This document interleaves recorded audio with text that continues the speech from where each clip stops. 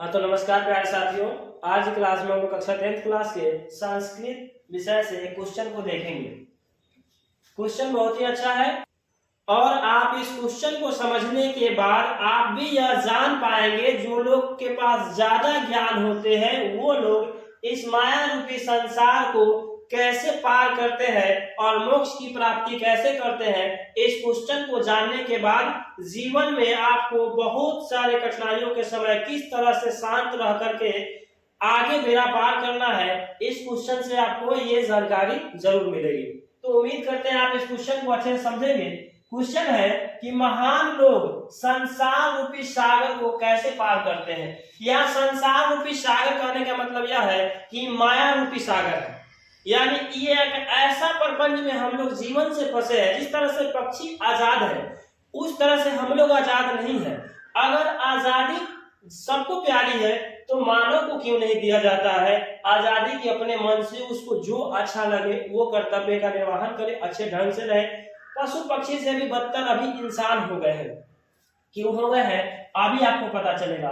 महर्षि वेद व्यास के अनुसार ज्ञानी जो होते हैं यानी अज्ञानी मानव जो है अंधकार स्वरूप है।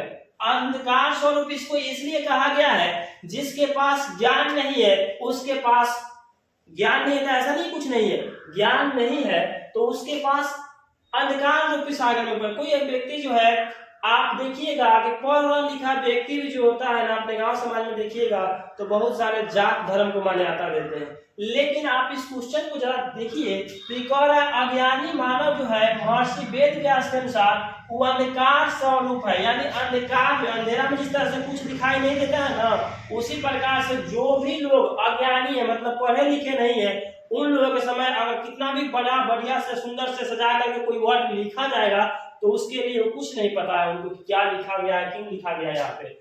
और इसी प्रकार ज्ञानी लोग जो होते हैं प्रकाश का स्वरूप होते हैं, जिनके पास ज्ञान है, कुछ चीज कहीं बोर्ड पे लिखा हुआ रहेगा, चाहे कहीं भी कुछ भी उनको मिल जाएगा पढ़ने के लिए। और जिस मान लीजिए हम लोग है तो उर्दू को ज्ञान हम लोग को नहीं है तो उर्दू भाषा के समय हम लोग अंधकार के समान है, क्योंकि उस भाषा को हमने कभी पढ़ा ही नहीं। हालांकि उर्दू एक भाषा है, बहुत ही आसान भाषा है, लेकिन उसको आप बचपन से नहीं पढ़े हैं, एक बैग से आपको नहीं आएगा। उसको भी सीखने के लिए सीख कर हम लोग बोल सकते हैं, पढ़ सकते हैं। तो उसके लिए हम लोग क्या है यहाँ पे प्रकाश स्वरूप है। और इस ज्ञान और अज्ञान सूक्ष्म तत्व को समझकर, ज्ञान और अज्ञान सूक्ष्म तत्व है छोटा सा, देखिए ज्ञान में ही अ लग गया है तो ये क्या बन गया है, अज्ञान हो गया है, मतलब उसके पास ज्ञान नहीं है। तो इस छोटे से वक्त को या तत्व को समझकर मृत्यु के भय से मुक्त होकर, मृत्यु के भय से मुक्त यानी आजाद होकर मोह माया युक्त, क्या बोले हम आपको, ये संसार जो है मोह माया में बना हुआ है।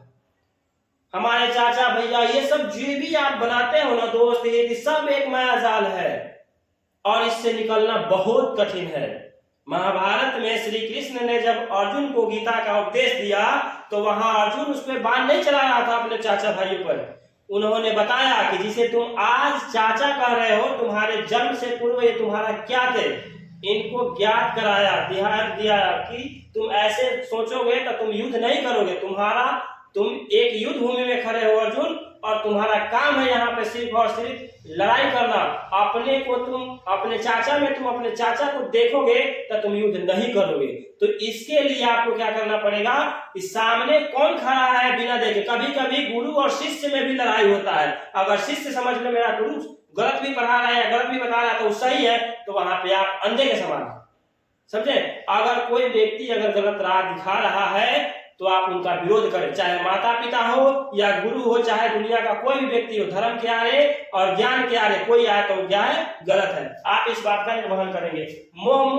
मोह माया से युक्त होकर संसार रूपी सागर को पार कर जाते हैं जो लोग ज्ञानी होते हैं। मान लीजिए ना, आपके समक्ष कोई व्यक्ति पढ़ा लिखा नहीं, अनपढ़ आदमी, चाव भाव कुछ भी कर रहा है, लेकिन आप पढ़े लिखे हैं तो आपका जो शब्द निकले तो पढ़े लिखे के शब्द में और अनपढ़ के शब्द में जरूर अंतर होता है। आप मिलाएंगे तो आपको पता चलेगा कि पढ़ा लिखा व्यक्ति बहुत कोई भी बात बोलता है तो बहुत सोच समझ कर बोलता है, और अनपढ़ आदमी अगर कोई बात बोलता है तो बिना सोचे समझे बोलता है। तो उसमें आपको फर्क दिखना चाहिए। मुक्ति का बोध इससे सुंदरतम और कोई नहीं हो सकता है। कोई भी व्यक्ति, जो व्यक्ति चाहे वो किसी भी धर्म से आए, अगर भगवत गीता का अध्ययन करेगा, कर्म योग, ध्यान योग और इसमें भी योग है, 1 लाख श्लोकों की संख्या, इन सबको अगर जो पढ़ेगा, उनके जीवन में कभी कोई कितना भी बड़ा बाधा क्यों ना आ जाए, उनका सामना अकेले करने का क्षमता रखेगा। आप पढ़ लेंगे, जो आप जैसे ही मैट्रिक का आप एग्जाम दे देंगे, जो समय बचेगा, तो मेरा सजेशन यही है कि आप एक बार भगवत गीता को जरूर पढ़ लें। पढ़ने से आपको बहुत सारे समस्याओं से लड़ने के लिए एक नई ऊर्जा मिलेगी, और उस ऊर्जा से आपके समक्ष कोई कितना भी बड़ा क्यों न रहेगा, तिनका के समान रहेगा। तो आप, मेरा सजेशन है कि क्वेश्चन को आप समझ ही गए, नहीं समझे तो वीडियो को रिप्ले कर करके देखिए कि हम लोग जो है, हम लोग या महान लोग, हम लोग तो अभी इतना ना मायाजाल में फंसे कि निकलना बहुत मुश्किल है, या कोई भी, और महान लोग तभी बनते हैं जब अपनों से बिछड़ते हैं। श्री राम को जब 14 साल पहले जब वनवास नहीं हुआ था, तो सीधे राम कहते, लेकिन 14 साल वनवास काट के अपनों से बिछड़ करके गए, तो मर्यादा पुरुषोत्तम श्री राम कहलाए। तो आपको मर्यादा पुरुषोत्तम कहलाने के लिए बिछड़ना तो पड़ेगा, ठीक है। तो यह अंधकार स्वरूप कौन है? अज्ञानी जो है अंधकार के समान है, और ज्ञानी जो है वो प्रकाश के समान है, ठीक है।